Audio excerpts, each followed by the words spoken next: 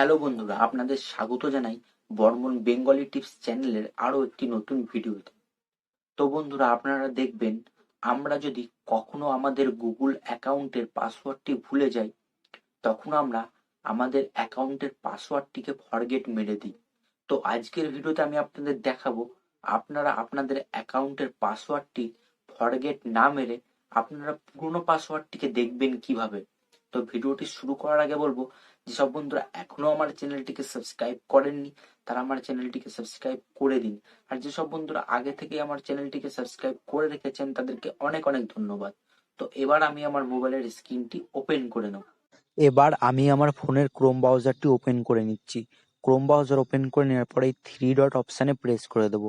এরপরে এই সেটিং অপশানটি ওপেন করে নেব। সেটিং অপশানটি ওপেন করে নেওয়ার পর এই যে পাসওয়ার্ড ম্যানেজার বলে যে অপশানটি রয়েছে এটিতে প্রেস করে দেব।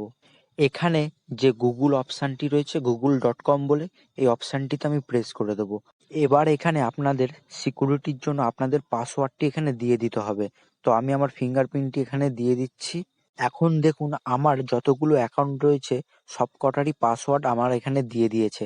তো আমি এখান থেকে এই আই বাটনে ক্লিক করে দেখে নিতে পারবো এবং কপিও করে নিতে পারবো। তো বন্ধুরা, আমি আশা করছি আপনারা এবার থেকে আপনাদের অ্যাকাউন্টের পাসওয়ার্ডটি ফরগ্যাট না করে এখান থেকে সহজেই দেখে নিতে পারবেন। তো বন্ধুরা, আজকের ভিডিওটি এখানেই শেষ করছি। ভিডিওটি যদি ভালো লেগে থাকে ভিডিওতে একটি লাইক করে দেবেন। তো আবারও দেখা হবে নেক্সট কোনো ভিডিওতে। ধন্যবাদ বন্ধুরা।